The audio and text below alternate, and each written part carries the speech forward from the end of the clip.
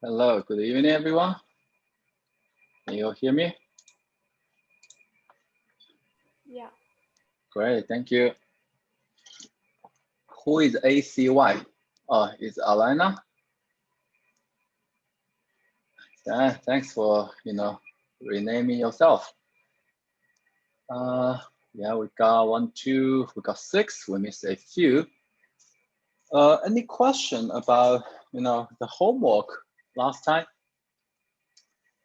And if you have question, feel free to let me know. And also regarding the problem set 2, I received a few submission, so I already started the grading. So yeah, if you do not plan to submit, I will share you the detailed answer key, and you guys can check them by yourself. Okay, great. I think we got most of you guys. It would be great if you guys can turn your camera on, and then we will start. Okay.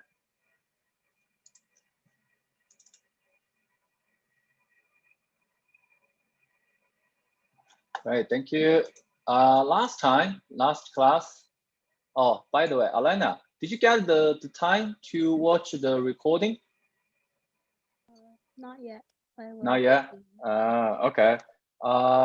It would be great if you get the time to watch the recording on time, because the class today actually is built on our previous lesson. So if you have a question, feel free to let me know. Okay. Okay, you guys can prepare your lecture notes, and then we are going to start. Let's continue here. So last time we talked about the atoms such as neons, argons. We can quickly go through, the other examples such as non-polar molecules, CH4. So London dispersion forces, obviously yes, right? Dipole, no, right? Because it's non-polar. Hydrogen bond, no way. Ion dipole, no way, right? So it's pretty straightforward. And then the next column is polar molecules, but without OH, NH, HF. Basically, we want to kind of, avoid the hydrogen bonds, right? So since London dispersion forces is in all of the cases, so it must be here, right? Dipole, yes, right? Since they are polar molecules, right? Ion dipole, since there are no ions, so we don't need to care about ion dipole.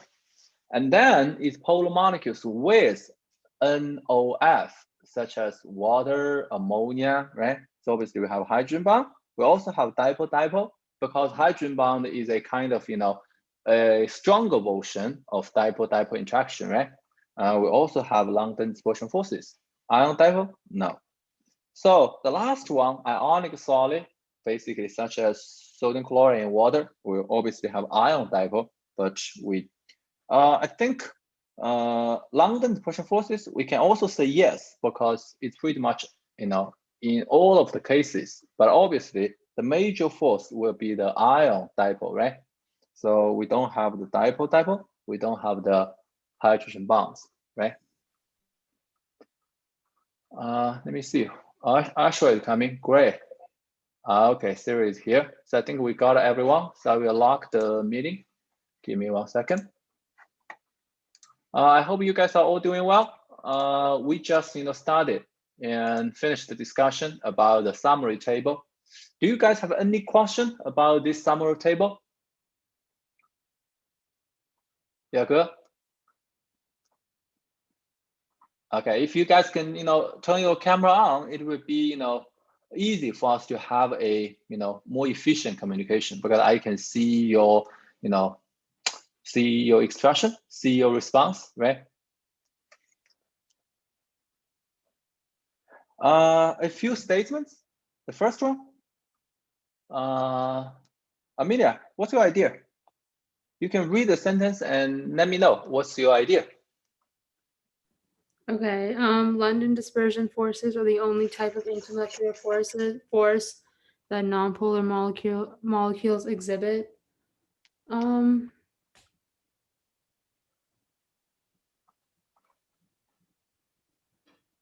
I think yes. Yeah, I agree with you. I would like to say yes. Although, you know, but it's a different scenario. So let's say a polar molecule meets another non-polar molecule. We know we have the dipole-induced dipole, right? But here, I think when they say non-polar molecules, it's only non-polar molecules. So no other molecules here. So only London dispersion forces, right? No other stuff. Eddie, the second one. Molecules that only have London dispersion forces will always be gases at room temperature.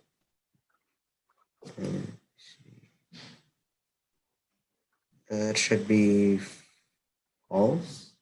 Do you have any exception, such as a non-polar molecule with London dispersion forces only?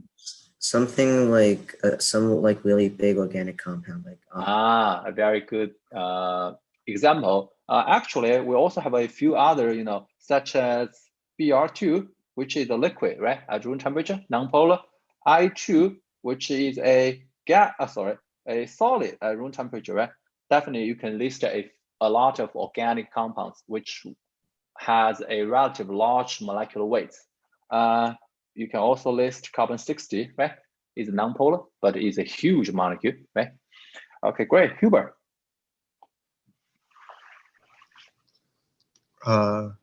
This is false.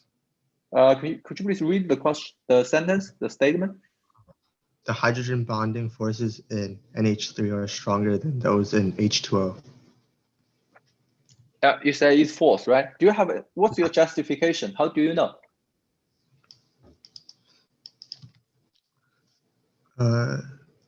H2O can form more hydrogen bonds than NH3 can. You've got a good point. You can talk about the number of the hydrogen bond. You can also talk about the strength of each hydrogen bond. Obviously, the hydrogen bond in water is supposed to be stronger than that in ammonia because NH bond has a relative smaller electronegativity difference, right? Oxygen is more electronegative than nitrogen, so OH has a larger electronegativity difference, which will make the hydrogen more positive in water, slightly less positive in ammonia. So this is why the strength of the hydrogen bond in water is also stronger. But Hubert's point is also reasonable. The number of hydrogen bond in water is also more than that in the ammonia. Although it's not so easy to compare.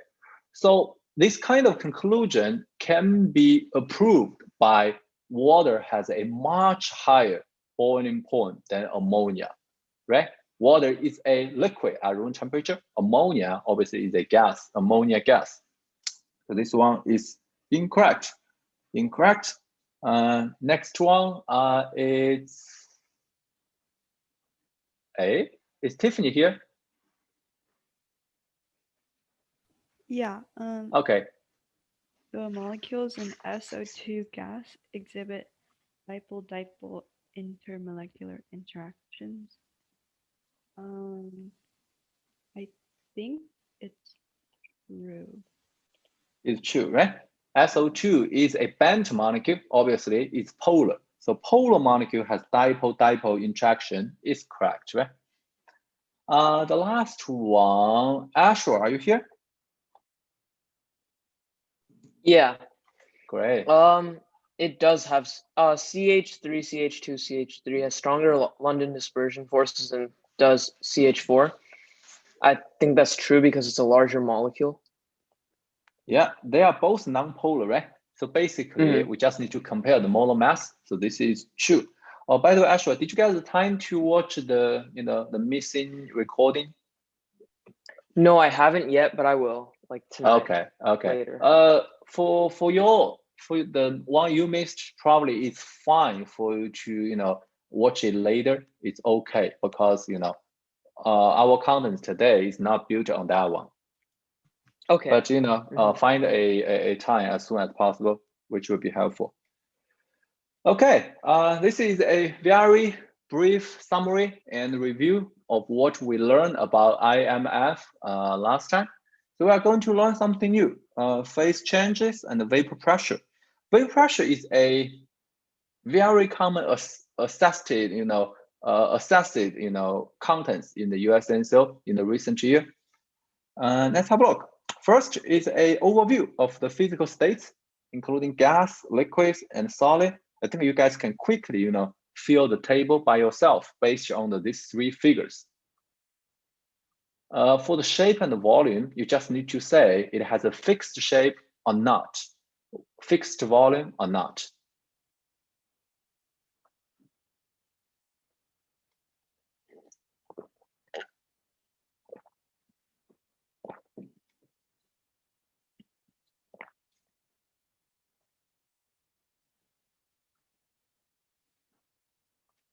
I think for gas, the shape and volume, we can say it is determined by the container, right? It really depends on the container, right?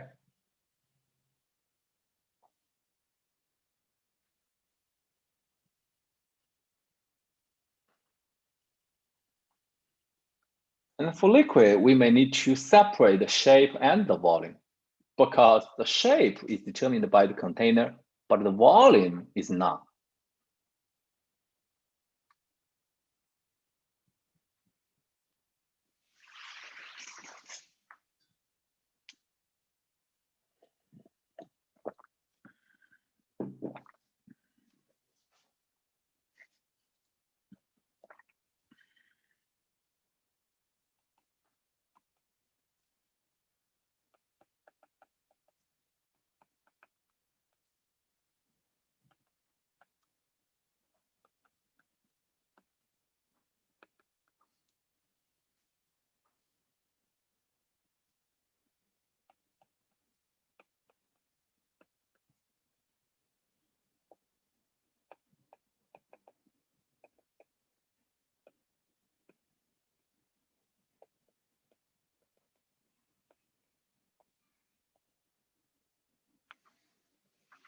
So PE is the potential energy, KE is the kinetic energy.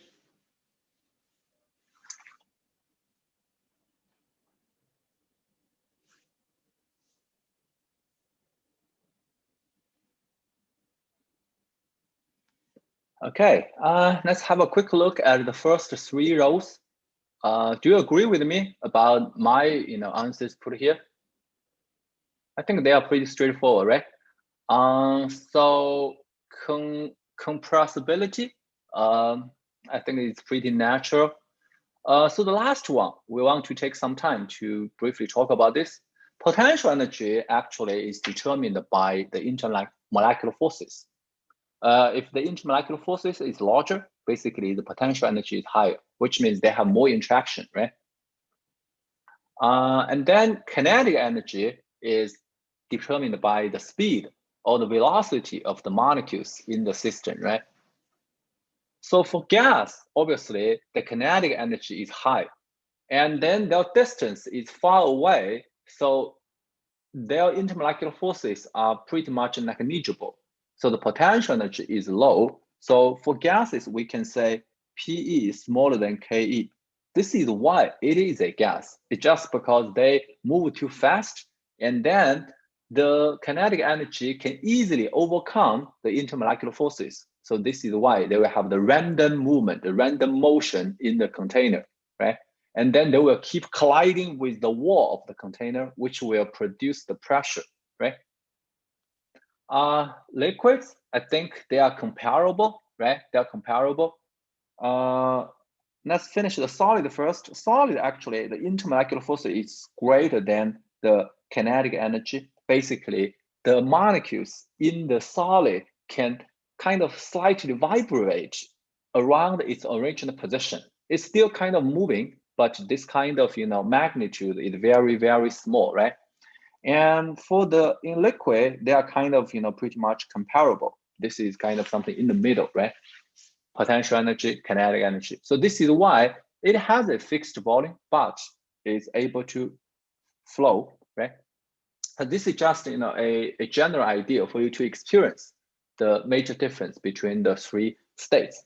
So as you can see, potential energy is determined by the intermolecular forces. So this is why intermolecular forces are a very important factor to determine a species is gas or solid or liquid at room temperature and atmospheric pressure.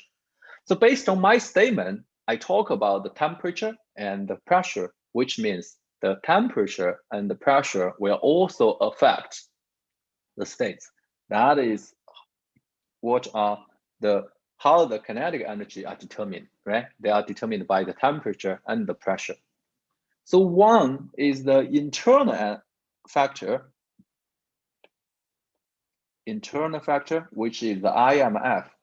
And then there are a few external factors, which is the temperature and the pressure, right? So combining those three, or make the internal factor to compete with the external factor, we can determine the states. The second part is something, a quick review. Basically, what is the name of each phase change? For example, we can start from, I think this is the solid, the last line. This is liquid, this is gas. The y-axis is the enthalpy, which you can maybe interpret it as energy. Basically, is energy, right? So let's kind of use this idea. So can you guys quickly tell me what is the name of each process? Solid to liquid. This is called Melting. Melting. yeah, melting. There is another name commonly used called fusion. Oh, sorry. Means the same idea. You probably see, the delta H fusion. That is the melting process. The opposite process, liquid to solid, this is called Freezing. yeah, it's called freezing, right? Freezing. And then liquid to gas is called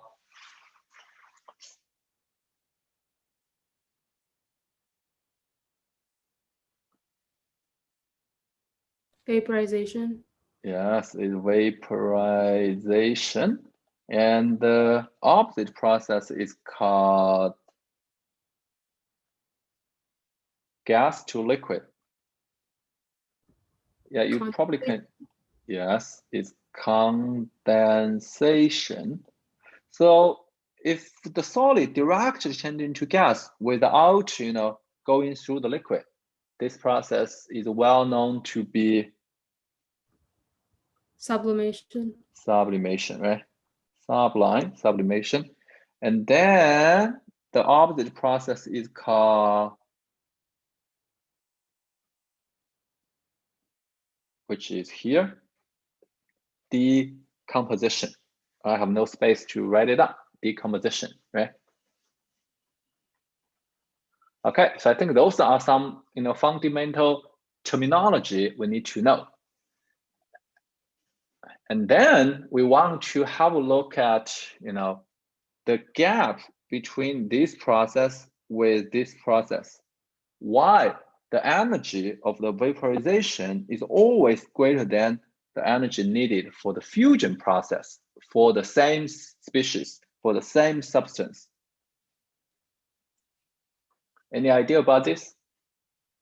Vaporization is always harder. I think we may need to go over these three diagrams. This process is the vaporization. This process is the fusion, right? So in terms of the intermolecular forces, how can we explain the vaporization needs more energy? From solid to liquid. Go ahead, Amelia. I think even if you look at the diagram from solid to liquid, there's not much of a change compared to liquid to gas, because the structure of liquid, even though it's a bit disorganized, it's still pretty compact, whereas gas compared to liquid is like completely different. Perfect answer. So basically, you can say the intermolecular forces from solid to liquid does not change so much, right? The distance is slightly increased, but it is really slightly increased. But the vaporization, you need to pretty much break all of the intermolecular forces. So this is why the delta H vaporization is always greater than the delta H, fusion.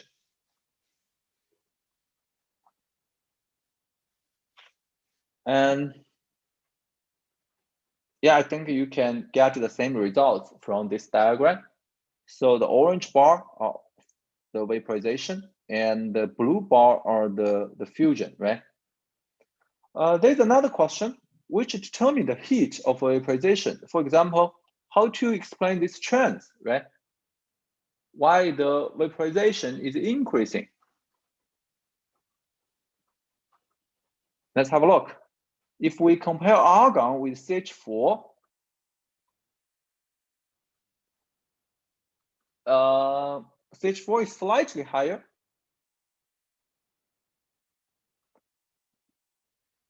I think first we need to realize the heat of vaporization is determined by the IMF or the bond, right? It depends. If it's a molecule, it's IMF. If it's other stuff, it's bonds. So if we compare CH4 with argon, we need to say the intermolecular forces among CH4 is slightly greater than argon, right? Does this make sense? Because they are both nonpolar, so we can narrow down to London dispersion forces.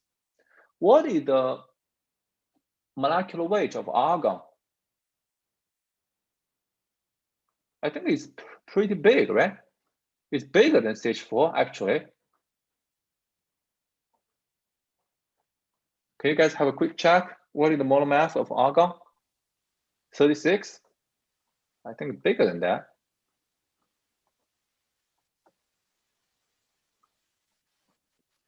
It says 39.9. 39? Yeah. Wow, that is a big Almost number. equal. This is 16. I think the only thing we can use to, explain this is the CH4 probably is larger in size than argon, and then it's more polarizable. This is something we can fabricate, but it's not kind of, really approved or checked. We definitely can, further look into this because they are both nonpolar and it disobey, our direct conclusion, right? So the only thing I can conclude is CH4 probably is larger in size, which makes the molecule more polarizable. And then next, I think those stuff are relatively easy to understand, right? The molecule is getting larger, so they have a higher London dispersion forces, and some of them are polar. Give me 1 second.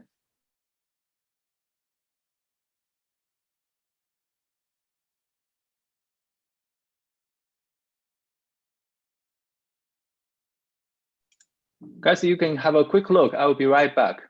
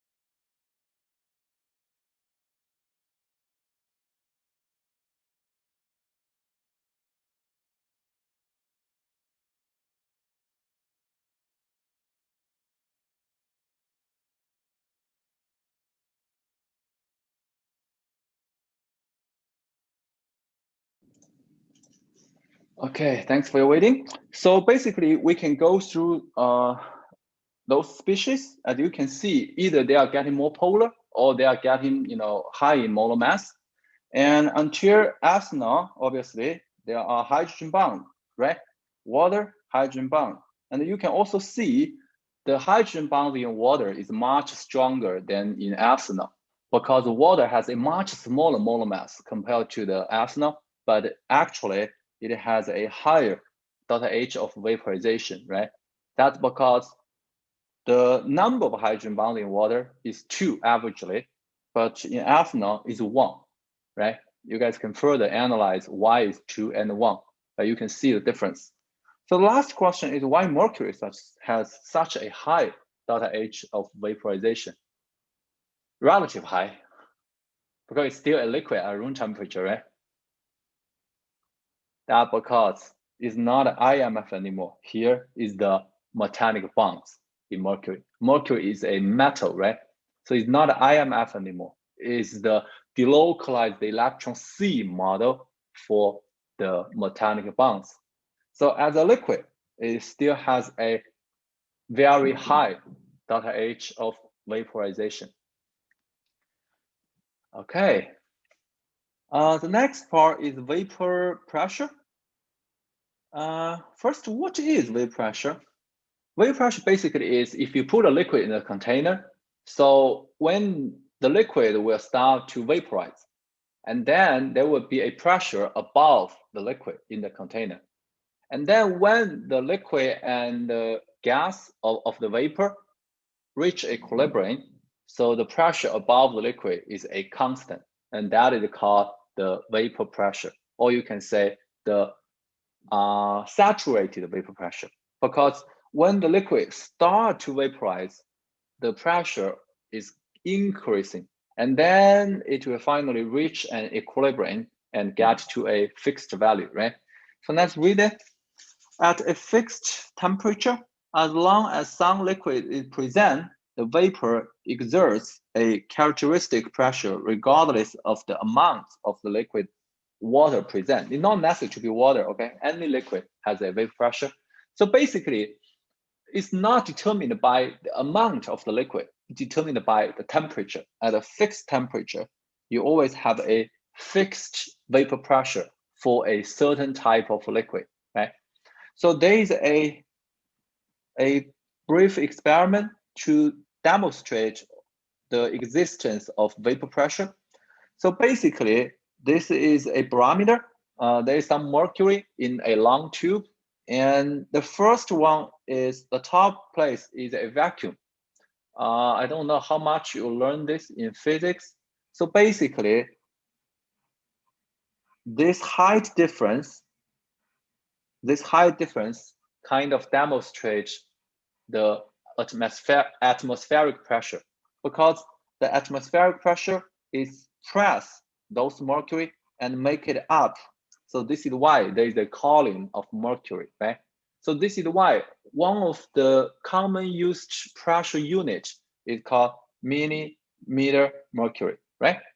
If you check the weather app in your phone, you probably will see the millimeter mercury.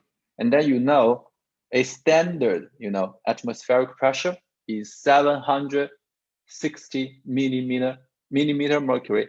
Basically, is about less than 1 meter, right? 76 centimeter, right? That a little bit less than that. We don't want to talk too much physics here. Just let you know, the pressure can be calculated by mgh. M is the mass of the mercury.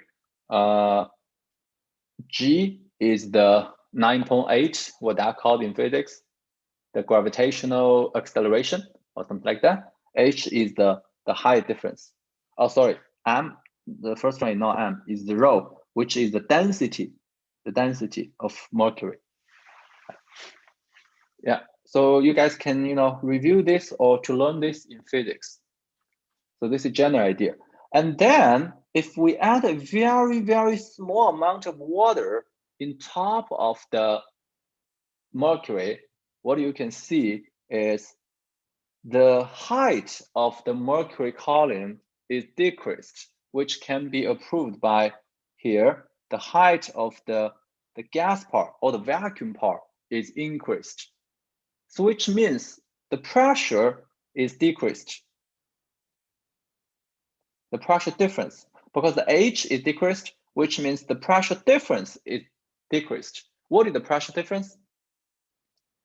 So the P difference equals to the P ATM minus the P inside this small part inside, right? Previously, it's a vacuum, so the P inside is 0, so the difference is just the atmospheric pressure. And now the inside is not a vacuum anymore, because you add a little bit liquid water here, it will produce some water vapor. So by using this small experiment, we can measure what is the vapor pressure of the liquid water. Does this make sense to you? It's a little bit, physics based. So we do not want to talk, too deeply here. Just give you a sense why, if we add water there, the height will decrease. The height decreasement demonstrates the difference of the pressure is decreasing, right? And then, since the atmospheric pressure is a constant, which means the pressure inside is increased. That is the vapor pressure of the liquid water. So this is another way to prove the existence of water's vapor pressure. Okay, so there is a diagram to demonstrate the process. We have some liquid ethanol, and then previously is a vacuum in the flask. Is a evacuated flask. The pressure equals to 0. And then we add a small amount of the liquid ethanol inside, and then the liquid molecules begins to vaporize, and then the pressure increases. And then the vaporization process is still existed, but since the vapor pressure is increasing, so more and more gas molecules start to condense and change back into the liquid. So which can be seen by the downward arrows. Did you see that? So finally, the number of the upward arrows equals to the number of the downward arrows, which means these two processes. What are the two processes? The first one, the vaporization goes up, and then the condensation goes down. These two processes reach equilibrium. So the vapor pressure finally reach a constant, value. But at the equilibrium state, these two processes are still ongoing. It's not stopped, right? So this is why we call this kind of equilibrium into dynamic equilibrium, because they are still ongoing. It's not a kind of a dead, states. It's still an ongoing state. The reason why the vapor pressure does not change with time anymore is because the rate of these two processes equal to each other. So we can try to put the stuff here.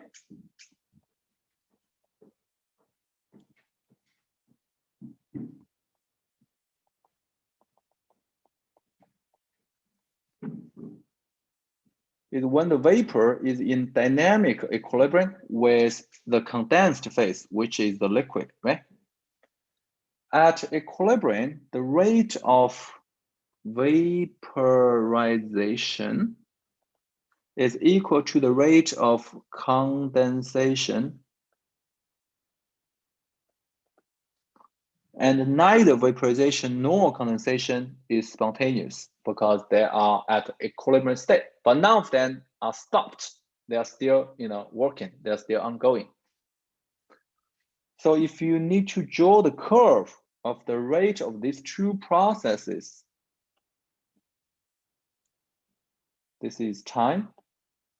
I think in the beginning, the rate of vaporization should be the highest, right? And it starts to decrease.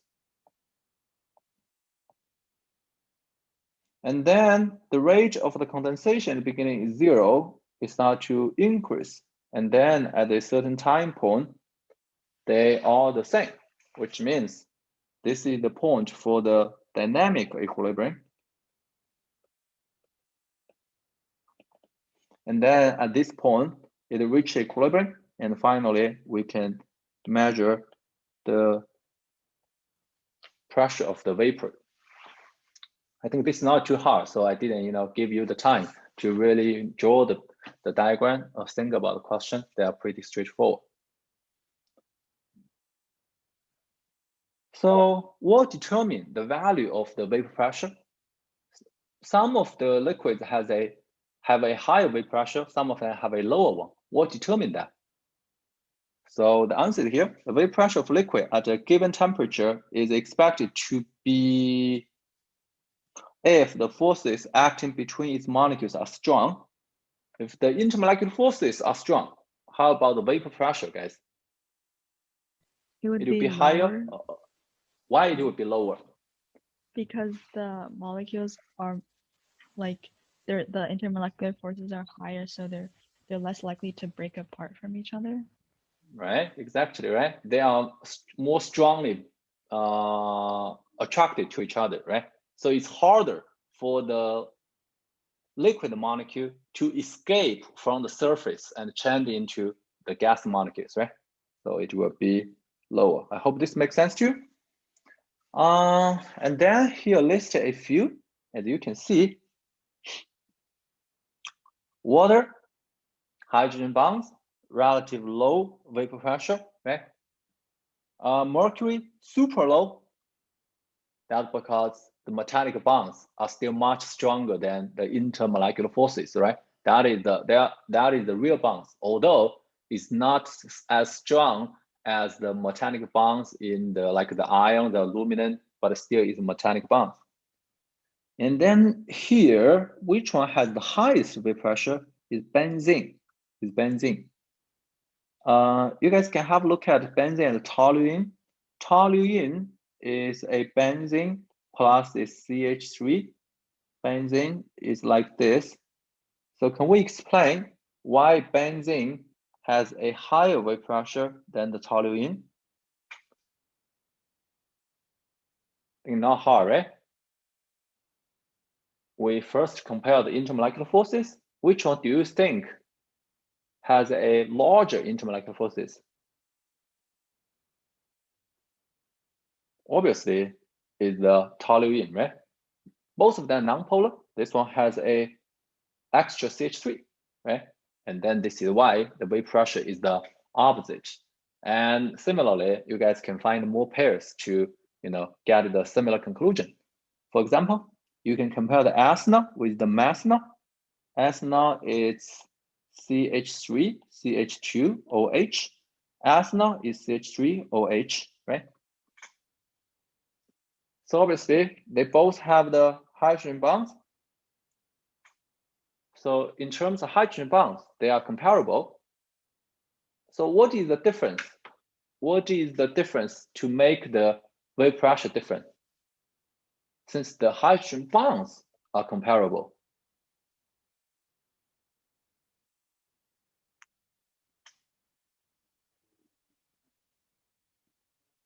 Any idea?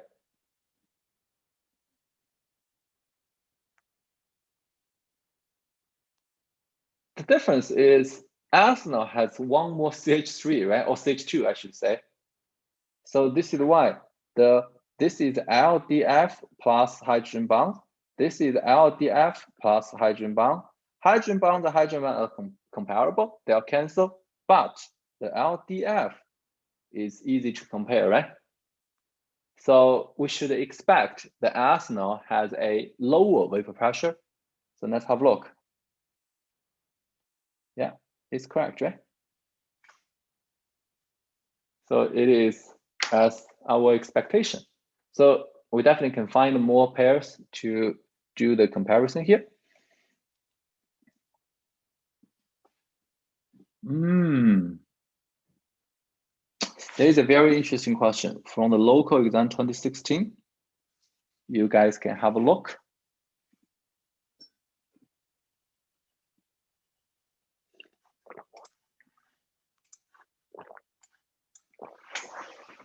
Let me get some water. I'll be right back.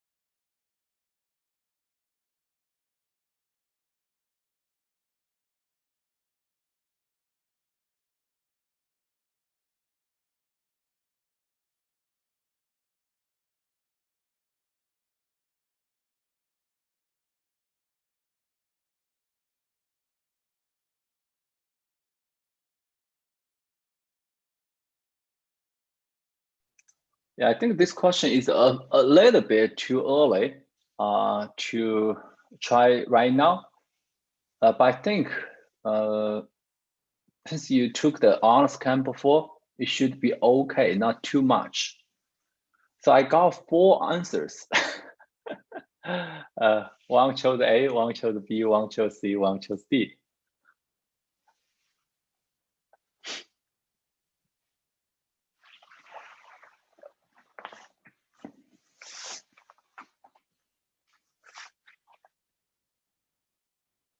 So what is the idea? Basically, you put some liquid methanol into a chamber, and then you move the piston to increase the volume of the container, and then you need to check how the vapor pressure will change, right? So there are 2 stages. The first stage, the vapor pressure, doesn't change when the volume of the container is increasing, and then it decreases in this way, right? I have a question. So what happened at this point, guys? This is the key question, right? To interpret.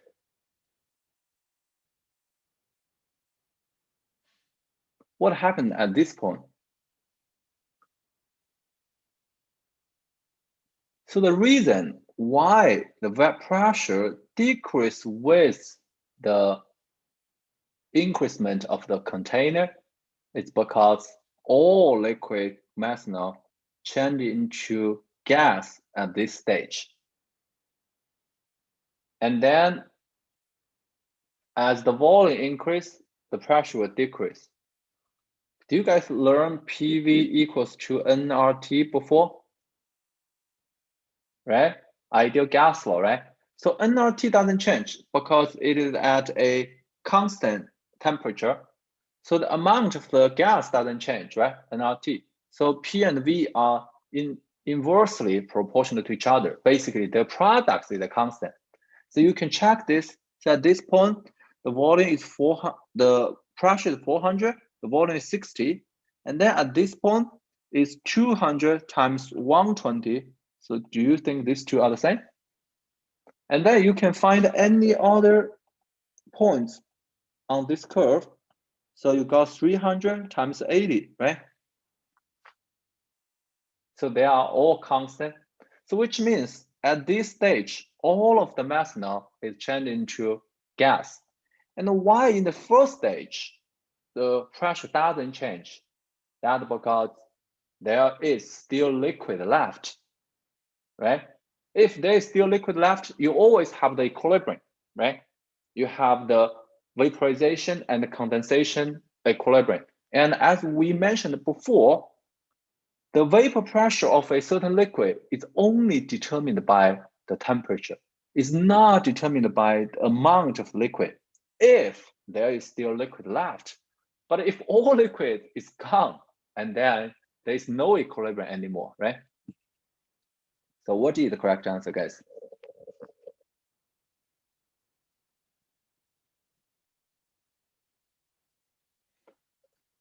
This one, obviously incorrect. Is less than 60 is a equilibrium between the liquid and the vapor, right? The second one is correct. So the answer should be B. Let's have a look. We have 2 votes, correct? So I think there is still something we didn't talk about yet, which is the PV-nRT. So if you didn't get the correct answer, it's fine. But to give you a sense, right? The vapor pressure doesn't change with the amount of the liquid, unless there is no liquid left, right? I think we can talk about the right part later after we finish the phase diagram. Oh, I have a question. Mm-hmm. Why does it say only for number 2 on the answer choice? Like it says only gaseous methanol is present, but isn't it like slowly decreasing and there's still some like liquid at that point? If there is still liquid left, the vapor pressure will not change with the volume increasement, because there is liquid, there is always the liquid gas equilibrium, right? So if there is the equilibrium, the vapor pressure will not change with, the vapor pressure is always a constant. Think about what did I do? So let's say in the beginning, I think we still need to talk about this diagram, but I will show it briefly. So in the beginning, the idea is like this. This is the liquid, this is the gas, and then this is the pressure to make the volume a certain number, right? And then what happened if we increase the volume to here? That means in order to keep the same vapor pressure, you need to have more liquid, vaporized to change into gas. Does this make sense to you? Because you want to maintain the same pressure, so there will be more liquid vaporized into gas. So if you continue to increase the volume, there will be a certain point, all of the liquid is gone, all of the liquid vaporized. So after that point, there's no liquid left.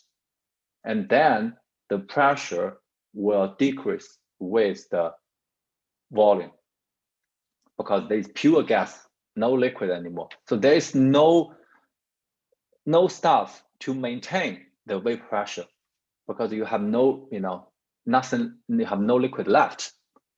Does this make sense to you, Ashwar?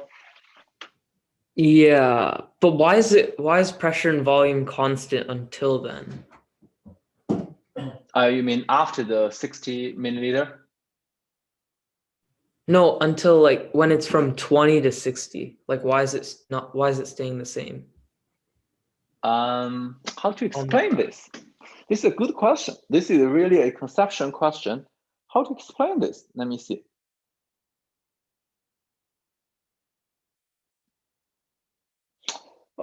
We have different ways to interpret. My understanding, I prefer is this, since this is a dynamic process. So if you increase the container, increase the volume of the container, obviously the pressure will decrease first, right? Does this make sense to you?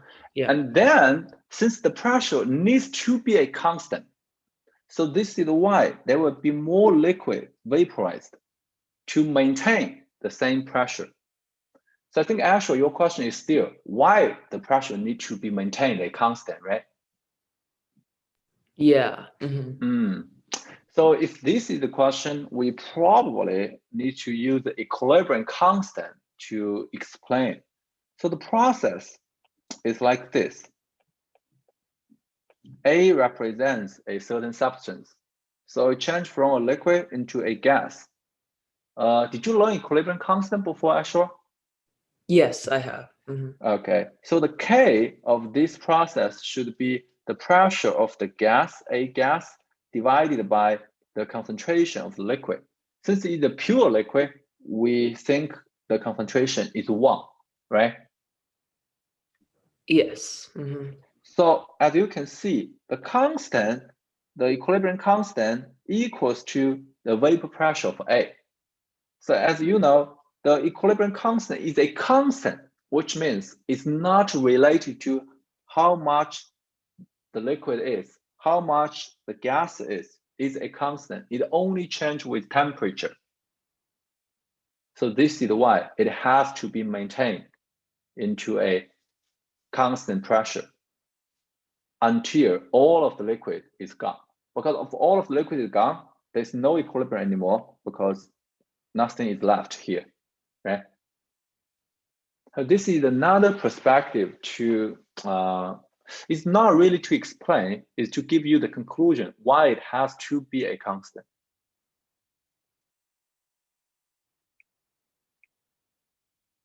Does this make sense to you, Ashwar?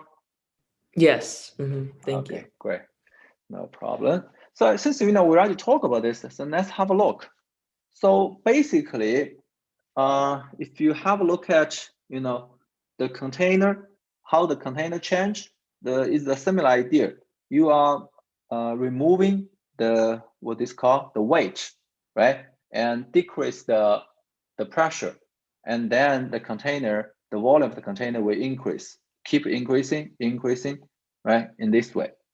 So as you can see, the liquid amount is decreasing, right? Liquid amount is decreasing. And then when all of the liquid is gone, the pressure will decreasing. And before the liquid is gone, so the pressure is maintained here. It does not change with time. Did you see that? I think these two dots are a good comparison, right? And previously, when the pressure is big enough, there pretty much has no gas. It's all liquid. This is liquid, this is vapor. So basically the idea is we are decreasing the pressure through this line,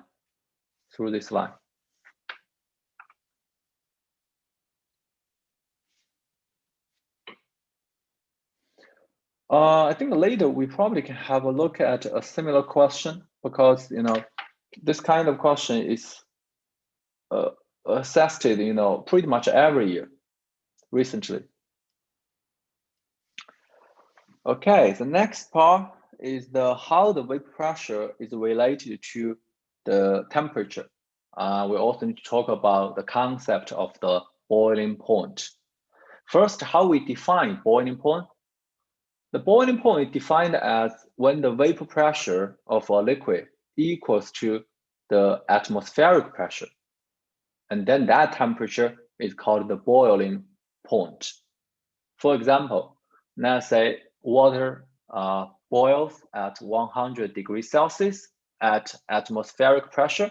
That means at 100 degrees Celsius, the vapor pressure of water increased to 1 atm, which equals to the atmospheric pressure. So what is called normal? So when the atmospheric pressure equals to 1 atm, and then the boiling point is called normal boiling point, which means if it's in a high mountain, obviously the boiling point is not the normal one, because at the high mountain, as you know, the pressure of the atmosphere is lower than 1 atm, right? So this is why in order to cook the rice, you need to have a high pressure pot. Otherwise, the water probably will boil at 60 degrees Celsius, and then it cannot cook the rice very well, right? It boils at a temperature which is too low. So the high pressure pot will increase the boiling point of the water. So now say the water now boils at 150 degrees Celsius. So obviously the rice will be, more delicious, right? It cooked well, it cooked better. So this is the idea, how the vapor pressure changes with temperature. So we want to use a different way to understand why when temperature is increasing, the vapor pressure is also increasing. This is the general idea. I think there are a lot of different ways for you to understand this. First, when temperature is increasing, the liquid molecules are vibrating and are moving, faster with a higher kinetic energy, right? So obviously, it's easier to escape from the liquid and change into the vapor, right? And a more quantitative way is like this. This is the distribution of the molecules with different kinetic energy. That you can see, at the same temperature, not all of the molecules actually have the same kinetic energy. There is a distribution. The majority of the molecules have an average kinetic energy, but there are a few with very low kinetic energy. There are also a few with pretty high kinetic energy, right? And then when the temperature is getting higher, this curve shifts to the right side, shifted to more kinetic energy in general. But as you can see, the peak is getting lower. How to interpret why the peak is getting lower?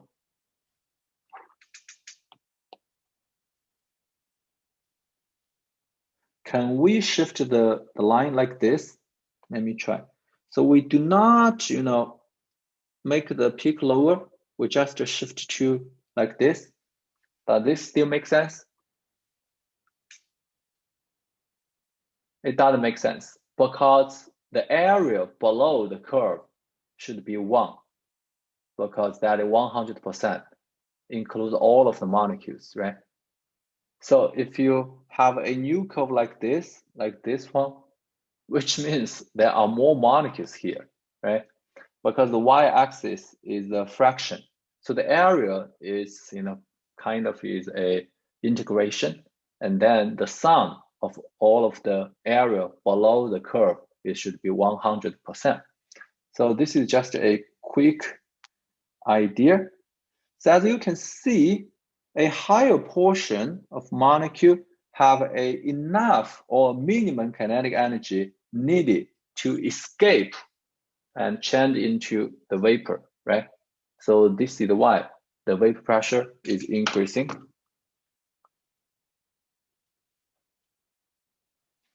Okay.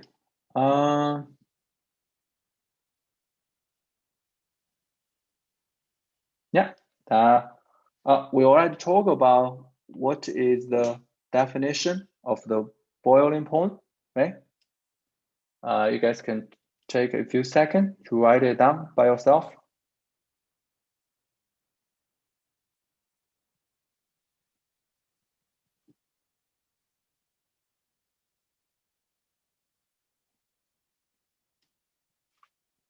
And there are a few questions. You guys can have a quick look on the next page. We already talked about the normal boiling point.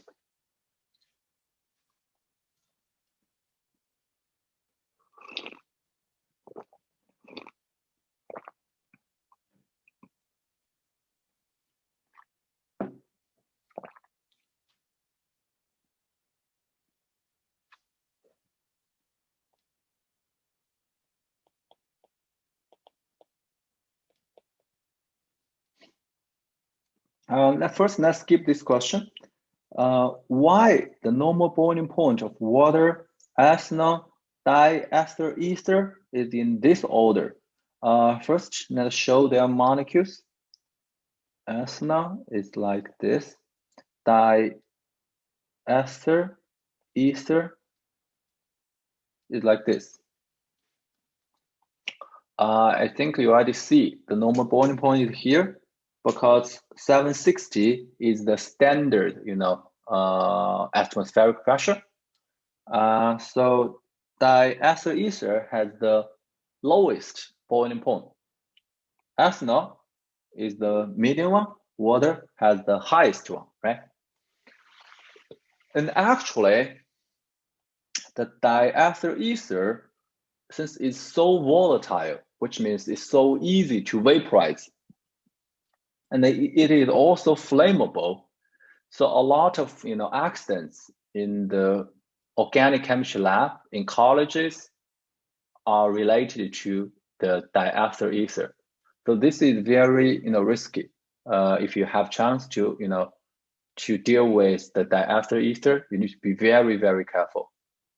I don't know whether you watch the Japanese cartoon movies. They always use the diester ether to put on your mouth, and then because diester ether will make you not called sleepy. What that called?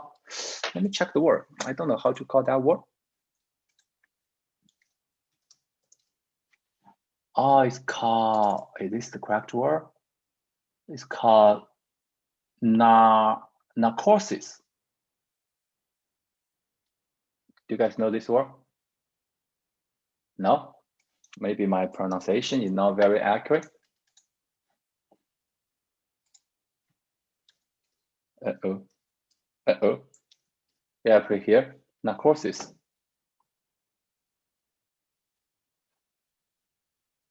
Does it make sense?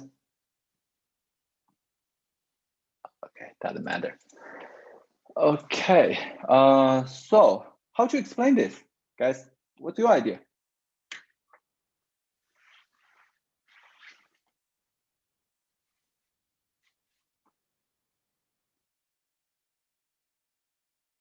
A higher normal boiling point means what?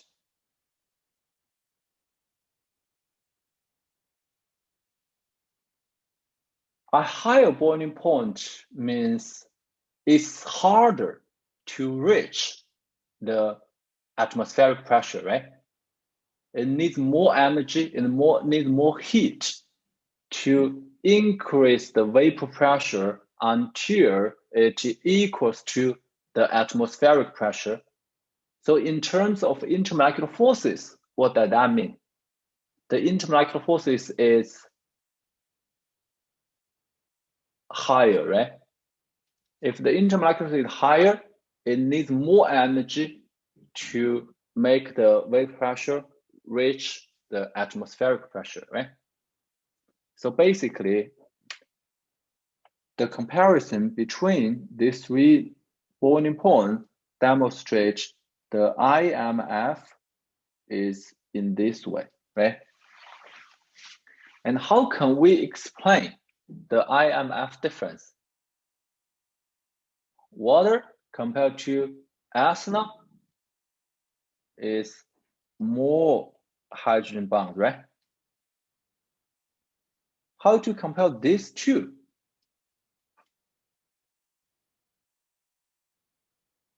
Is hydrogen bond versus no hydrogen bond, right? The last one has no hydrogen donor because all the hydrogens are connected to the carbons, right? So no hydrogen bond. Although this one actually has a higher London dispersion forces, right? Because the molar mass is almost 2 times of the ethanol, right? A little bit less than 2 times. There are 4 carbons. In ethanol, there are only 2 carbons, right? And then the last question, what is the relationship between the logarithm? Did you guys all learn logarithm before? Yeah? Okay, great. Yeah, so this is why. I don't know, when did you guys learn logarithm? In Algebra 2 or pre-calculus?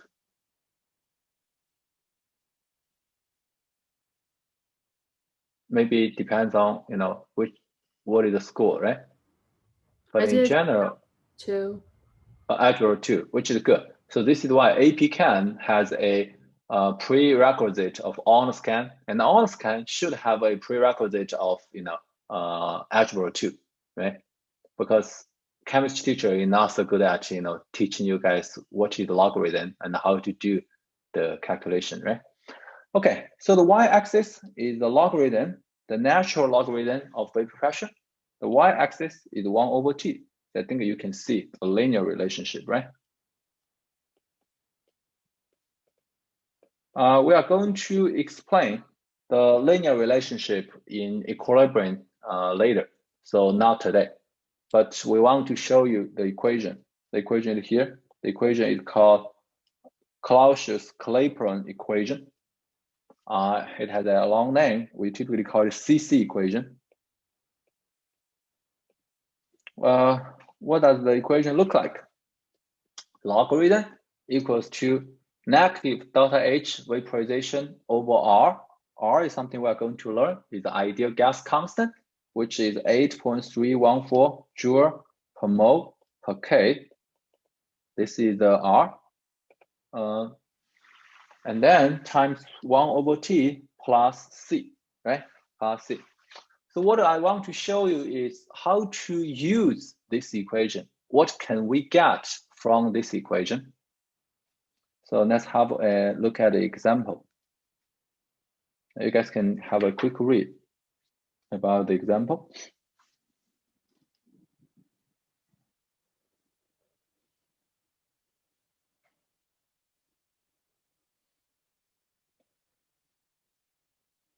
The general idea is we know the vapor pressure at temperature 1, and now we want to know the vapor pressure at another temperature, right?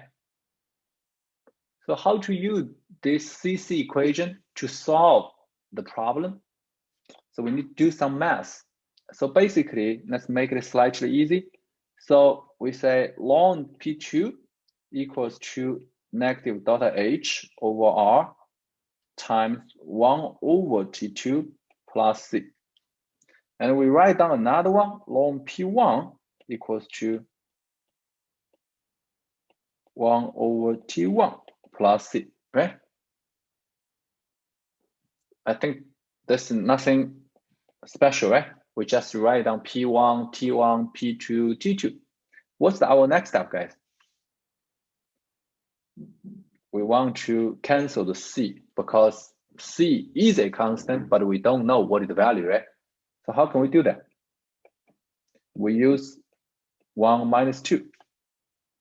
And then we'll go ln P2 minus ln P1 equals to negative delta H over R 1 over T2 minus 1 over T1.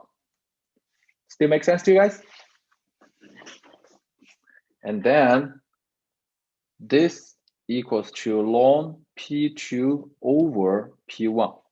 Does this make sense to you? So this is why you need to learn logarithm. And then equals to negative delta H over R, T2 minus T1. So right now, do we know T1 and T2? Yes, right? Do we know P1? Yes, right? So the only unknown is P2. Do we know delta H, by the way, which is here? Do we know R, which is here, is a constant? So we have everything ready. The only thing we need to do is to solve the math problem, right? Guys, I will give you, I think, at most 2 minutes for you to solve the equation. This is very important because in season 2, guys, I already saw a lot of you registered the season 2, but I want to remind you, in season 2 is a complete different story. In season 1, if you understand the content, you will get the correct answer. But in season 2, understanding the principle is just the first step. Get the answer correctly with the correct answer, because they are all based on calculations. So if you understand the principle, it's just the first step. And then you need to set up the equation, and then you need to solve the equation, you need to get the correct final results. That is, most of the time, is more time consuming, and it can be more important.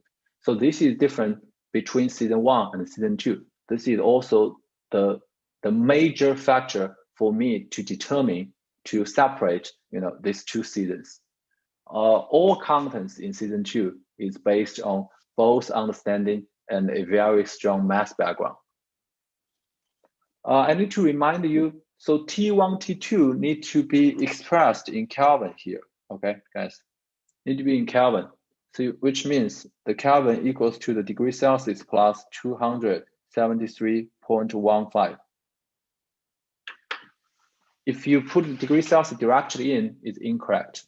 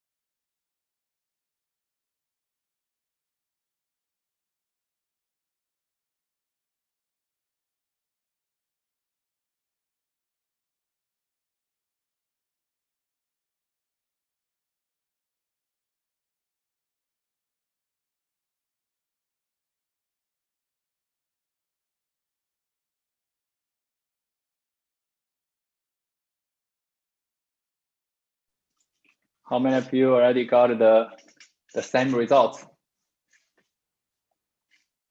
Okay, great.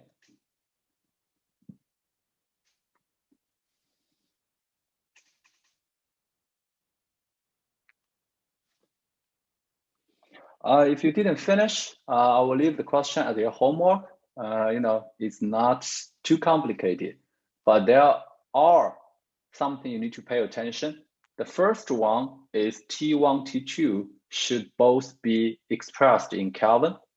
The second one, pay attention to the unit conversion.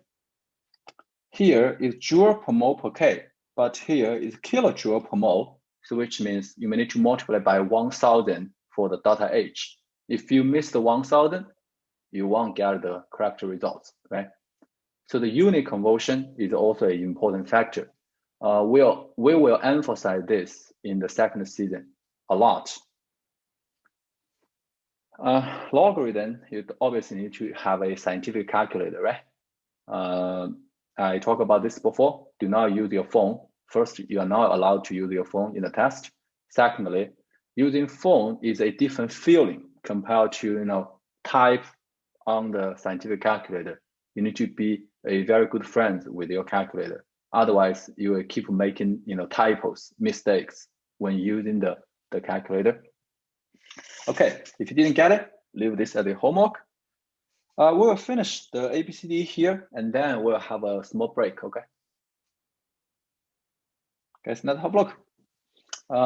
Let's continue. I will, ask one student to read the statement, and then you can let me know it's true or false, okay? Let me see. Siri, are you here? Yeah, I'm here. Okay, could you please try the first one? Which of the following statements is true for the equilibrium vapor pressure of a liquid in a closed system?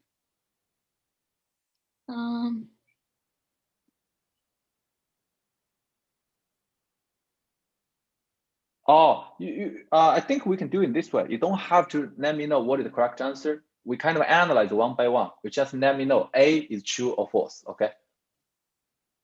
Oh, okay. So does it remain constant when the temperature increases?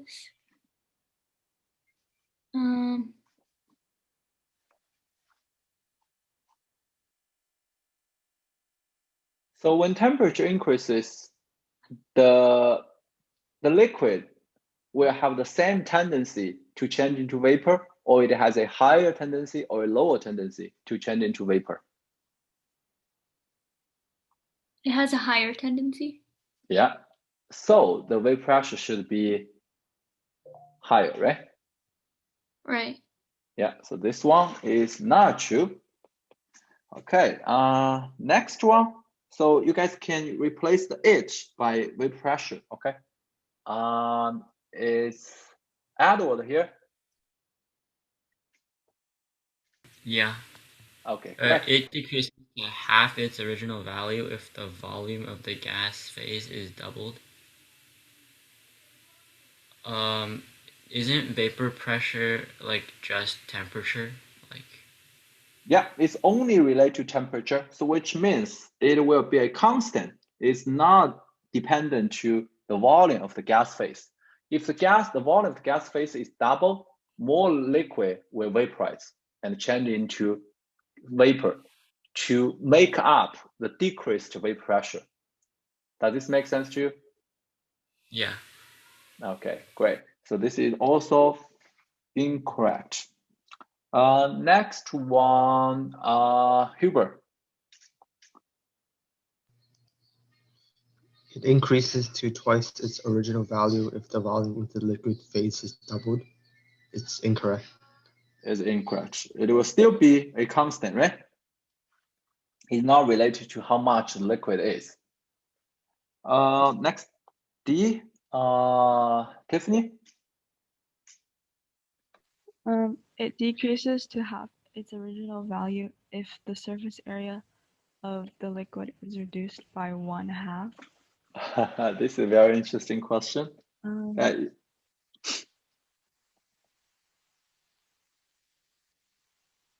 What's your idea?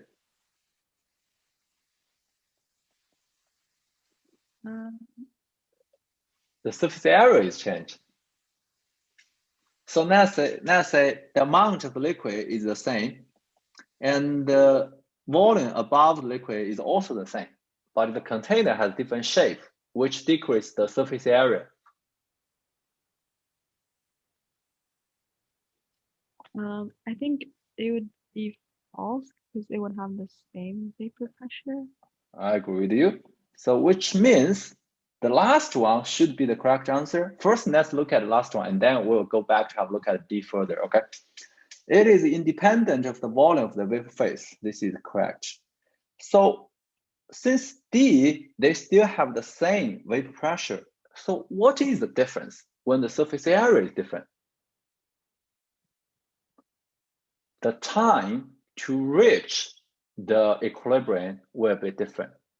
A smaller surface area will take a longer time to reach the same, dynamic equilibrium vapor pressure, right? Because, the surface is smaller, so the tendency of the liquid molecule to change into gas is still the same. So the speed will be slower, right? And then it will take a longer time to reach the same vapor pressure.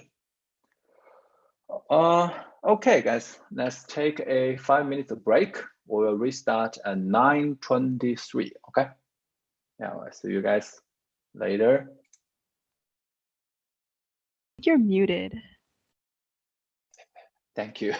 Yeah, finally we got it to work. Thanks for your reminding. So the next part is a few selected physical property of liquids and what are the relationship of those properties with the IMF. So there are viscosity and surface tension. What is viscosity? Basically is how easy it can flow, right? So the greater the viscosity of a liquid, the more difficult it flows, or the more, what is the best word to put it here? Because if it's more, it has a higher viscosity, means it's harder to flow, right? I can only think about difficult. Slower. I like it, but more slower doesn't make sense, right? The more slowly it flows. I like it. The more slowly it flows, like it. So the viscosity of a liquid. How does the viscosity change with temperature? Increase in temperature, how does the viscosity change?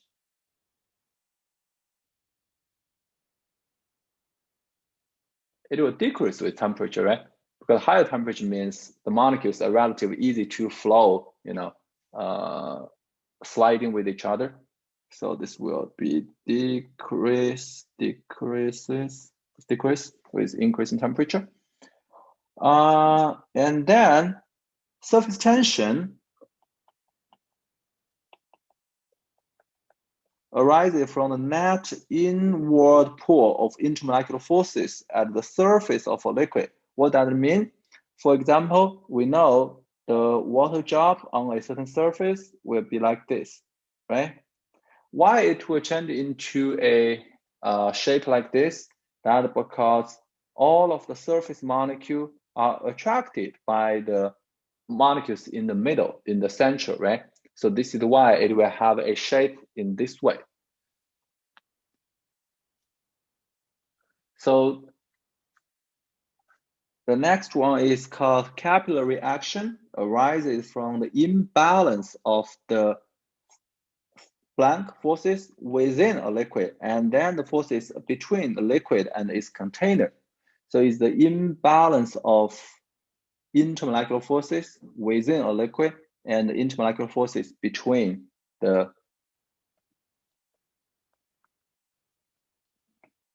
same. So there are two typical examples. One is water in a glass container, which is expressed by the left one. So you will see, a surface like this, right? So now say if it's in a cylinder, we already talked about this. You need to observe here to the lowest, the bottom place. So why is it like this? here is the explanation.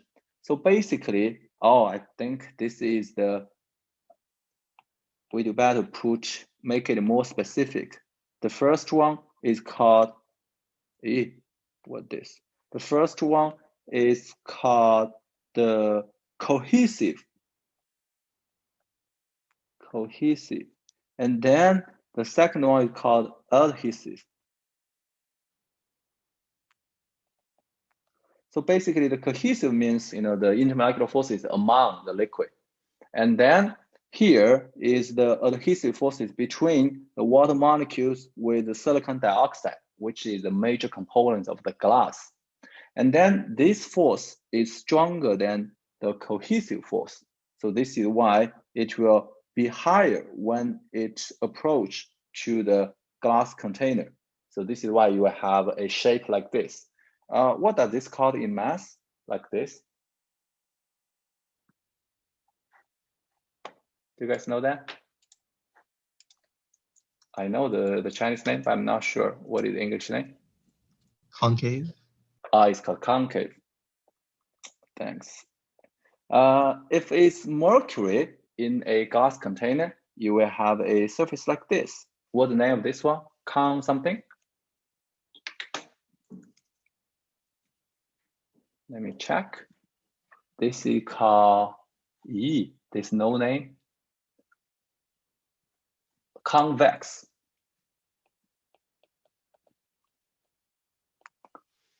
So why the mercury would be like this? That's because the mercury has a stronger cohesive force than the adhesive force between the mercury with the silicon dioxide. How to interpret this? So mercury has strong metallic bonds among the atoms, but obviously mercury has pretty much no interaction with the silicon dioxide, right? Because they are not, similar in properties.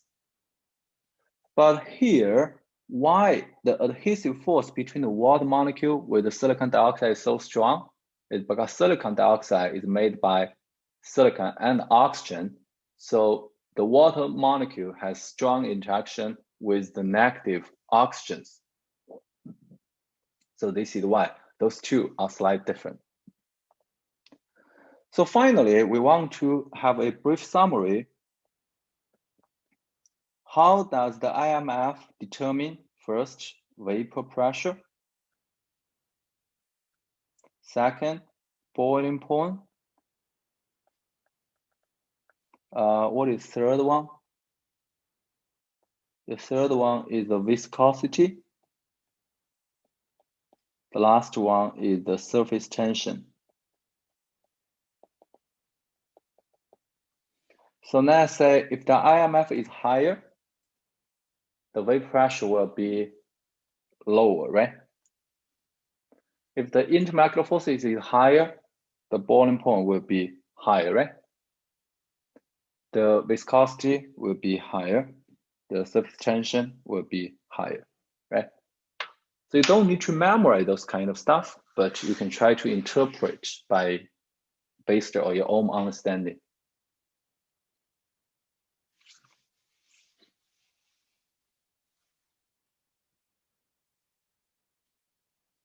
Okay.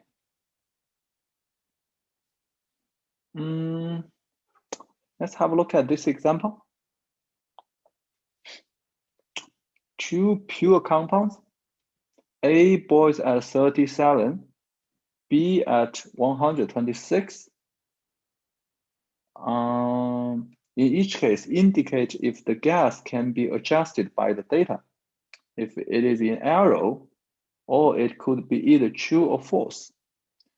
Compound B has a higher molar mass. Compound A is more viscous. Compound B has a stronger intermolecular forces. Compound B has a higher surface tension. Is A correct? Higher molar mass? We don't know whether these two molecules are both nonpolar or not, right? If they are both nonpolar, we probably can say this. So it's not necessary to be correct, right? Let's say A is water, B is ethanol. I should say the opposite. Let's say B is water, A is ethanol, right? So water has a higher boiling point, but actually the molar mass is smaller because it has more hydrogen bonds. So A is incorrect.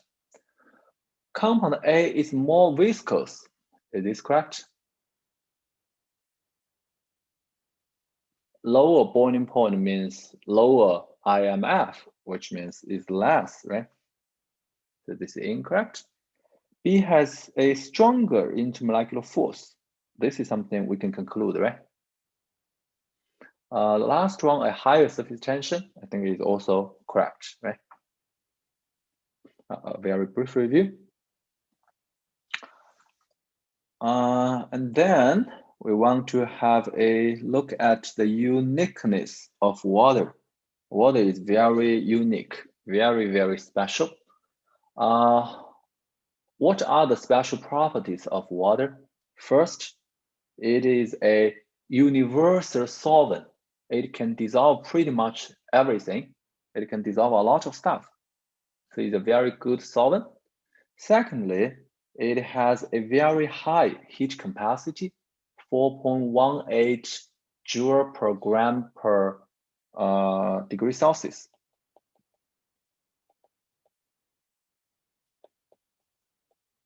So this is why, you know, the city besides the ocean is cooler in the summer and is warmer in the winter.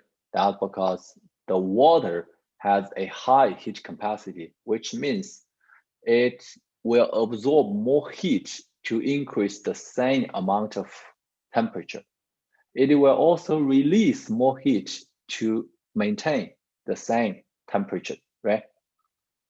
It has a large surface tension, it is a strong capillary effect, and it has a reverse thermal expansion, which means its solid state actually is less dense than the liquid. This is also very unique, right? Different from a lot of other, you know, liquids.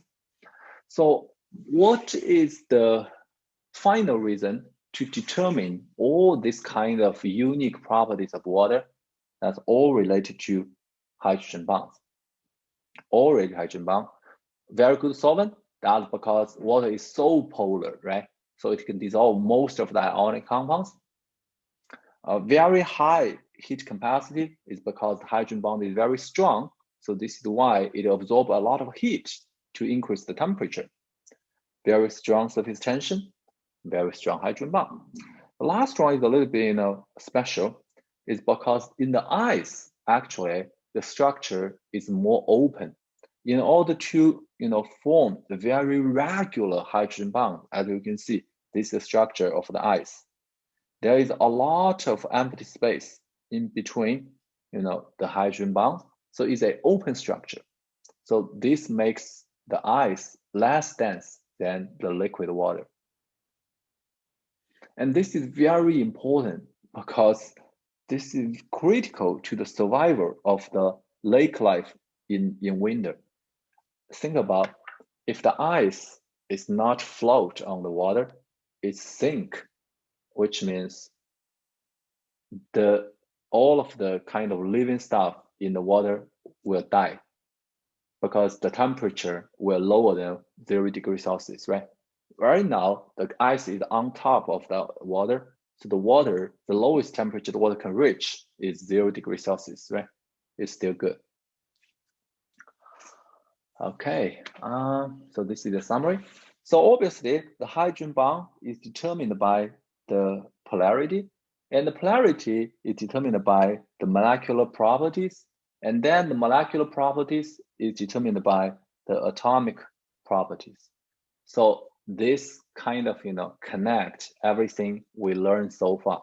We learned atomic structure in the first lecture notes. We learned molecular structure in the second lecture note, and now we are talking about the physical property in the third lecture note. So this is a very complete logical chain, right? Let me give you a question, guys. Can you analyze O2 will be more soluble in fresh water or in salt water? Actually, I should say there will be more dissolved oxygen gas in fresh water or in salt water at the same temperature.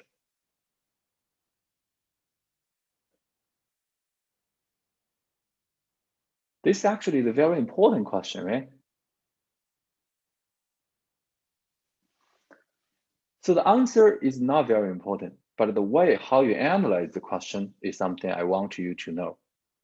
So in order to compare the solubility, we need to compare the polarity of the solute and the solvents, right?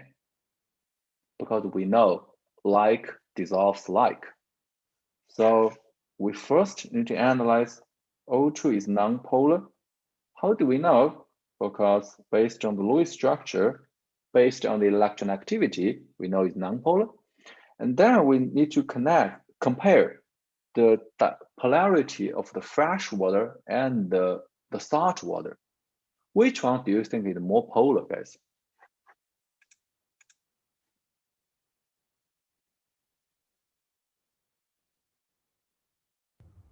Fresh water. Why do you think fresh water is more polar? I just know H2O is like very polar. Yeah, but in salt water we also have H2O, and with this, yeah, we also have salts, sodium chloride. So the sodium chloride will make the water more polar or less polar.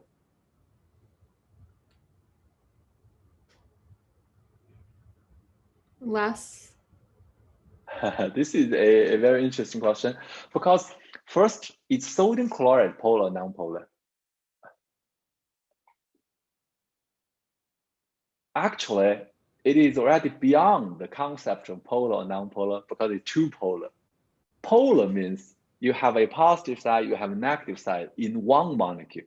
But sodium chloride is kind of already separate the cation and the anion, right?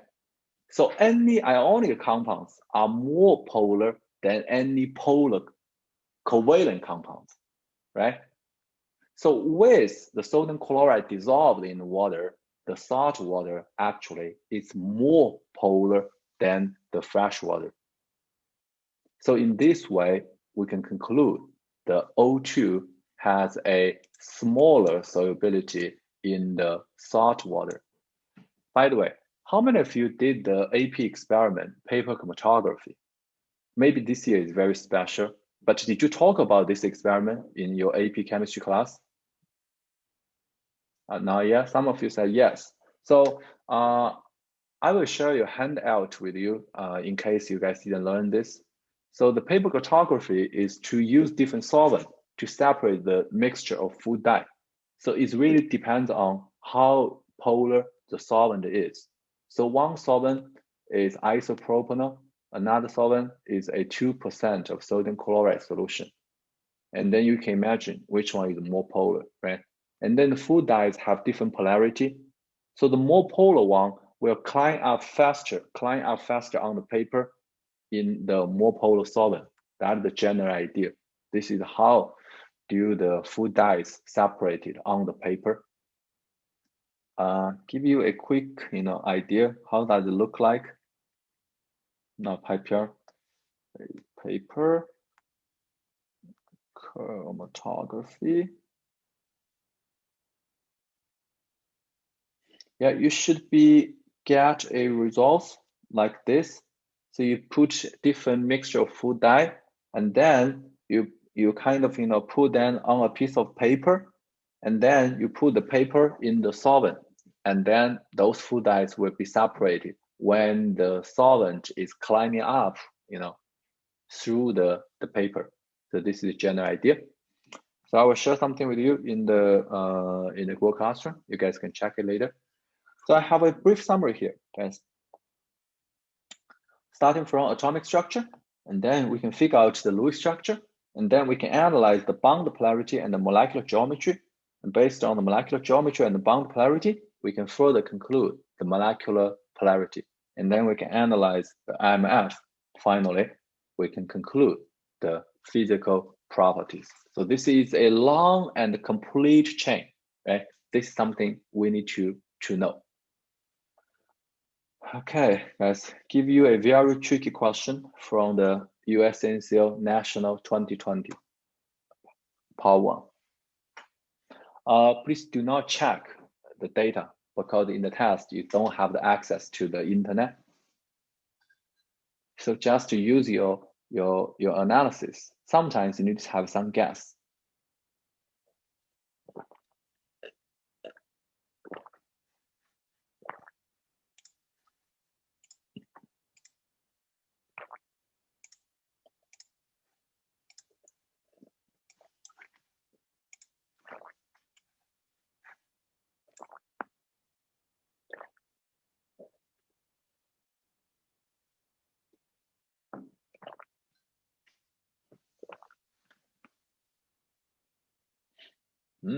Some of you are very fast.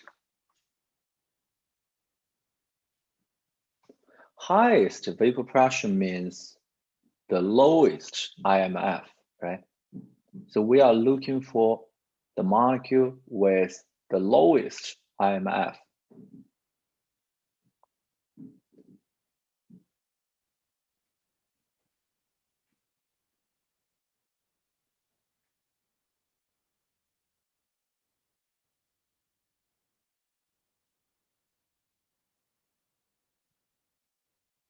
This is indeed a very tricky question, right?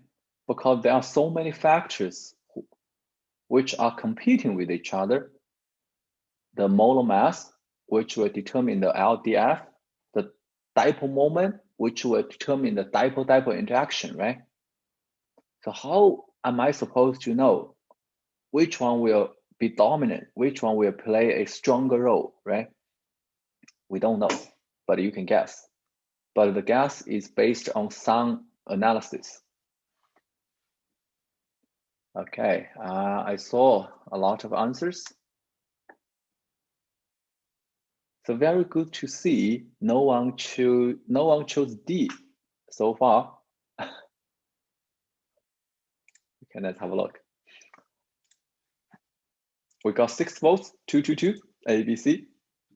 So no one chose D. So obviously D is the incorrect answer. How do we know? First, this one has the highest molar mass, right? So the LDF is supposed to be the strongest here. And also the polarity of the molecule is also, at least in non-polar, right? But I have to say, it's not very polar. It's still pretty much non-polar. Why? It's a tetrahedral structure. So as you can see, the sum of these 3 dipole moments will be in this way, right? Like this. And the dipole moment here is like this. So obviously, the sum of the 3 carbon Cl bonds will be slightly stronger than the carbon Br bond. First, the Cbr bond is less polar, right? The Br is not so electronegative compared to the Cl. But the overall results probably not that polar because they still cancel partially, right? So this is why I said even it's polar, it's not so polar, right? So similarly, the B option is also not very polar because the difference is this one is stronger, it's slightly stronger, right? So it's stronger than the bottom parts. All of the other stuff are the same. So I should say, except A, all of B, C, D are pretty much non-polar, So by using this strategy, we should say B has the smallest intermolecular forces among B, C, and D, since it has the smallest molar mass, if we suppose they are all non-polar or pretty much non-polar. So now we only need to compare A and B, right? A indeed has a smaller molar mass, but is more polar, right? So the final answer is B, So I think if you choose A, I will say you probably, is very close to the final results, because no one can really be very sure, the intermolecular forces of this pretty much non-polar molecule. I mean, the London dispersion forces compared to the dipole here. You don't know which one is really stronger, right? This is really based on your feeling when you are taking the test, and also your accumulation or your experience. So we can understand why B is correct, but probably you are not very sure after you chose the answer, right? So this is the tricky question. I think it's pretty tricky, but this is the kind of the new trends. They start to assess something like this. Not so obvious, but still, it makes sense. Okay. You guys can check it by yourself. I think we can have a look at the dipole moment of each molecule, which can demonstrate, those molecules are not so polar actually. Dipole moment, dipole moment of CFCl3.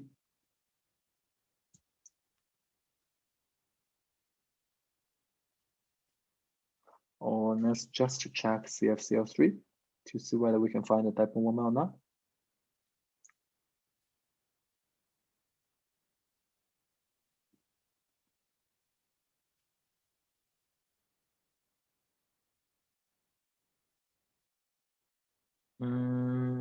Dipole moment.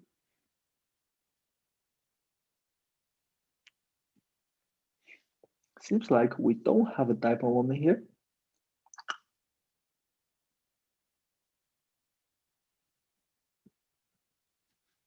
Yeah, I didn't find it. I will check it later to see whether we can find the dipole moment or not. No, I didn't find it. Okay, let's continue. So the next topic, we probably couldn't finish the whole next topic today, but let's start. Is the vapor pressure of solutions. Previously, we talked about the vapor pressure of the pure liquid, right? So starting from here, we are going to talk about the vapor pressure of solutions. Before we talk about that, we need to review two different ways to express the concentration. The first one is called molarity, basically N over V, right? The moles of the solute over the volume of the solution. So the unit is mole per liter. This is the most common used, concentration. It's called polarity. And today we need to use another one, which is called molality. What is the molality? Typically we use M, the lowercase of m, to express it, is the moles of the solute. Wait a second. There is the moles of the solute divided by the mass, the kilogram of the solvent. So there are two differences. The first is the volume is changed into the mass. The second one, the volume is for the solution, but the mass is for the solvent. I need to briefly talk about why we need to introduce a new concentration since we already have a very good one, a very common used one, right? Molarity. Why we need to have the molality? That because the molality is temperature independent. Think about molarity. Is it related to temperature?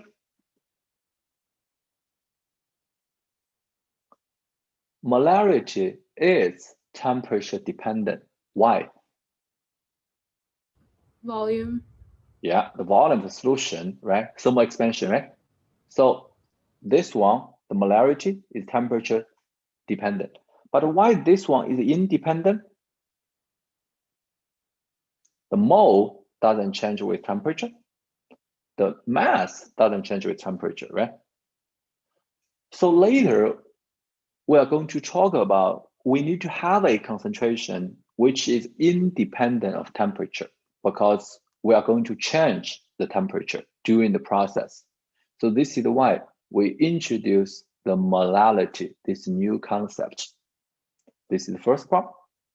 The second part is how to prepare a solution with a certain molarity or a certain molality. Do you guys know if we now say if I want to prepare a 0.1000 mole per liter of sodium chloride solution, what is kind of glassware I need to use?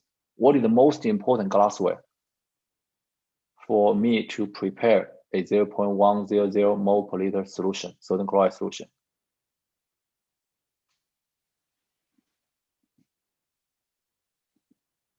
Any impression? Yeah, this year definitely is very, very hard because most of students cannot get to the lab to work on the hands-on experiment. But we still need to, it's like we try to learn swim, without jumping into the water. It's hard, but we still need to learn it. At least we need to learn, you need to do it this way first, that way, right? Go ahead. Is it a volumetric flask? Yeah, we need to use the volumetric flask, right? The volumetric flask have only one mark. That marks the total volume, right? So basically the general idea is you do the calculation. You calculate how many grams of sodium chloride you need to use. And then you use the analytical balance to measure the mass. You dissolve, and then you transfer the solution into the volumetric flask. And then you add water until the mark line, and then you shake it down. So which means the final volume, it will be controlled or will be limited by the volume of the volumetric flask. You don't need to worry. You don't need to worry how many liters of water or milli of water I need to add. You just add water until that line, and then that will give you a total volume of the solution, which is very convenient, right? So regarding a certain molality of solution, it is also easy because what you need to do is to measure two masses, the mass of solute and the mass of solvent, and then you mix them down, right? And then you will get a certain molality of solution, which is good, right? Okay, guys. Let's use 5 more minutes since we delayed around 5 minutes during the due to the technical issue. So we'll try to finish 2.7, okay, and then we'll end the class today. We are in the right pace. We're in the right track. It will be a little bit challenging for us to finish everything in the next class, but I think it's still practical. Okay, so the next one is the vapor pressure of the non-volatile solutions. Non-volatile means the solute is non-volatile. So we call this kind of solution into non-volatile solution because the solvent definitely is volatile. It has a vapor pressure. So a good example is something you have a sodium chloride solution or glucose solution. So those kind of stuff are called non-volatile solution. But if you have a mixture of water and ethanol, that is not the concept we discuss here because both water and ethanol are volatile, right? They are easy to vaporize. So we have a experiment here. So this is also the mercury tube, mercury. So on the top of the mercury column, we add a small amount of liquid. The left one is just pure water. The right one is a 10 mole per liter of sodium chloride. And then we put these two mercury barometer into a mercury chamber. And then the difference is like this. What can you conclude? So this is obviously is a vacuum.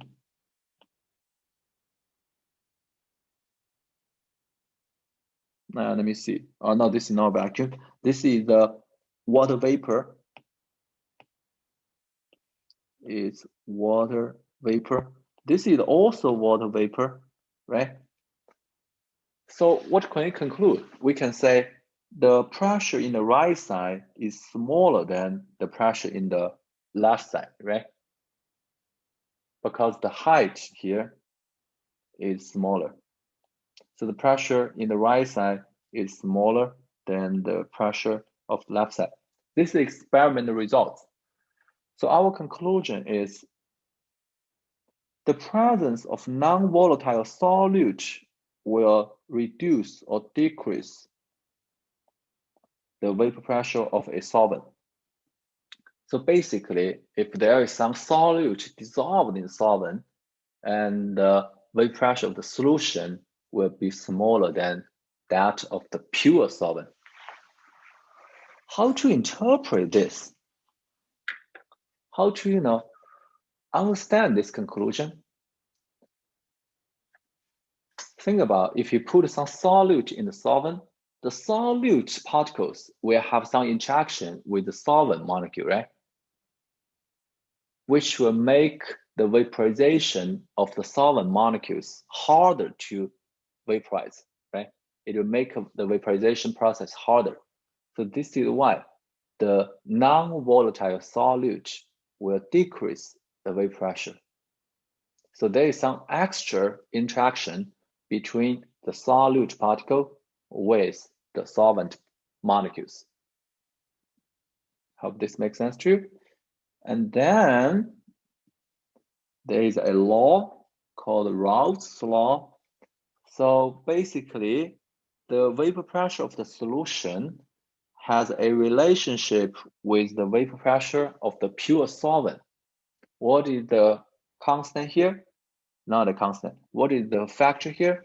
That is the mole fraction of the solvent. What is the mole fraction? Basically, is the mole of the solvent divided by the mole of the solvent plus the mole of the solute. This is called the mole fraction of the solvent. Does this equation make sense to you? Think about if the mole fraction is 1, which means it is a pure solvent, right?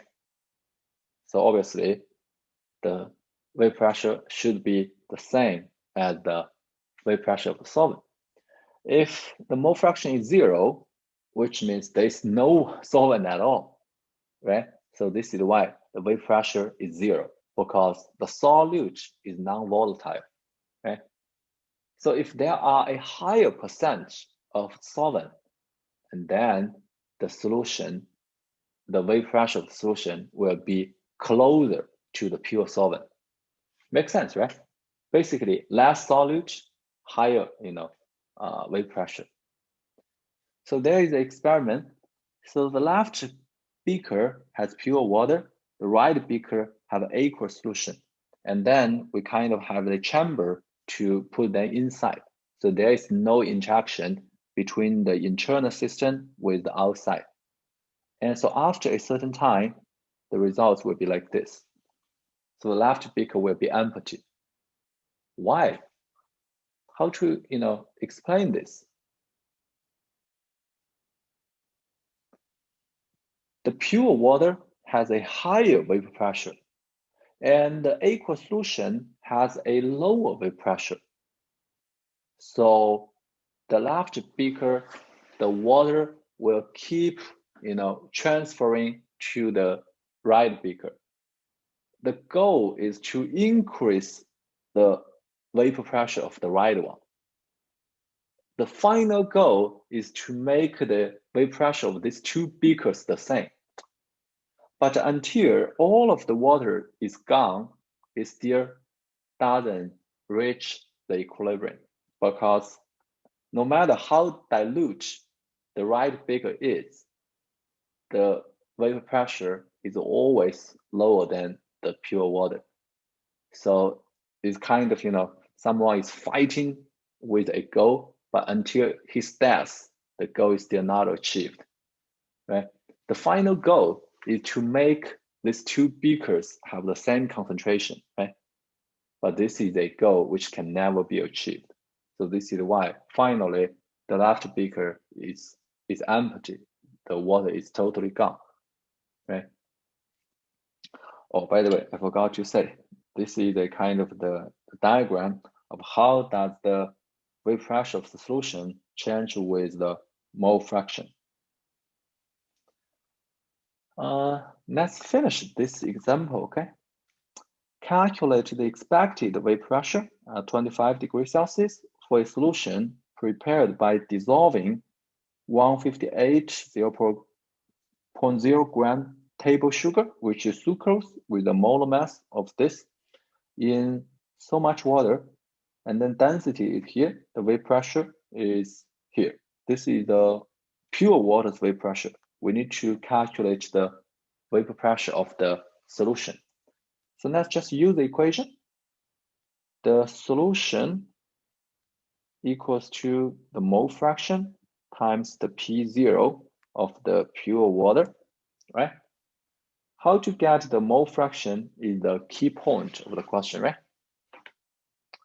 So we need to get the moles of the water, which is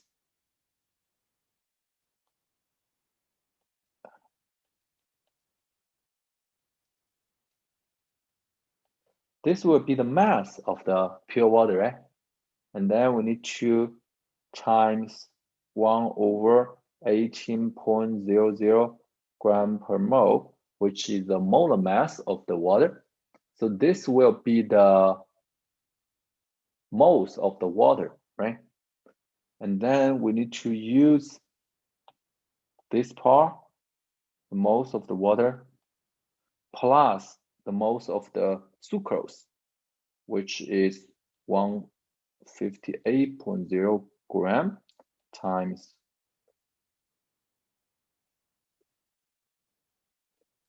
gram per mole, right? And then we multiply by 23.76 tall. I think this is a complete expression, and then you finish the calculation, you get the results. Right? I think not hard, right? Easy to understand. Oh, I just want to give you a explanation.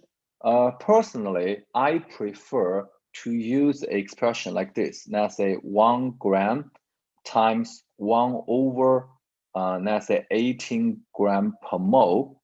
I prefer to use this. Actually, what I prefer the most is like this. I prefer to use a way like this to get how many moles, But in a typical American textbook, the idea should be like this.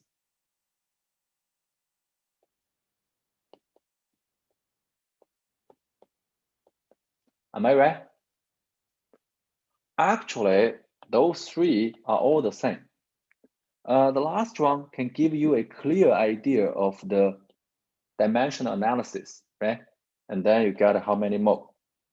But this way gives you a understanding about how you get the mole.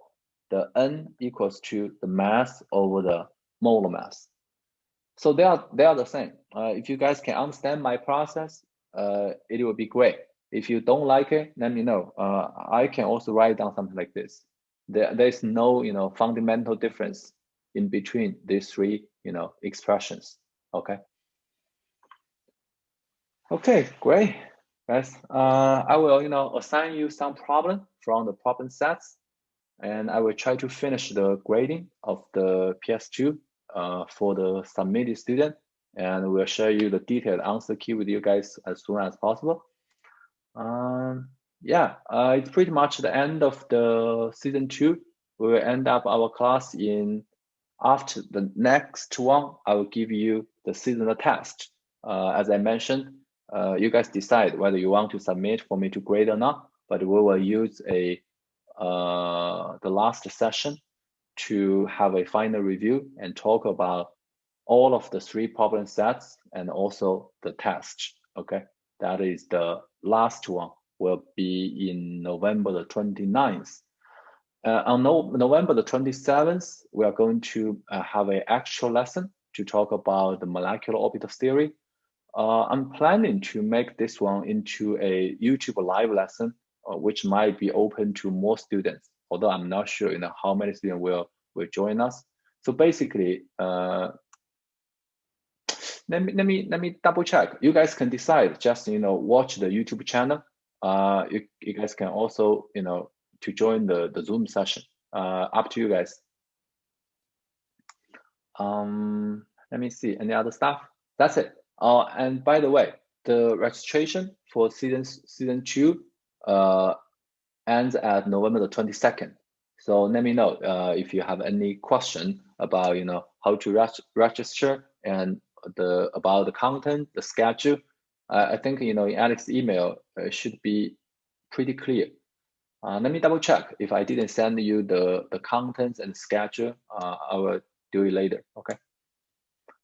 Okay, guys. We'll see you next Sunday. Bye-bye.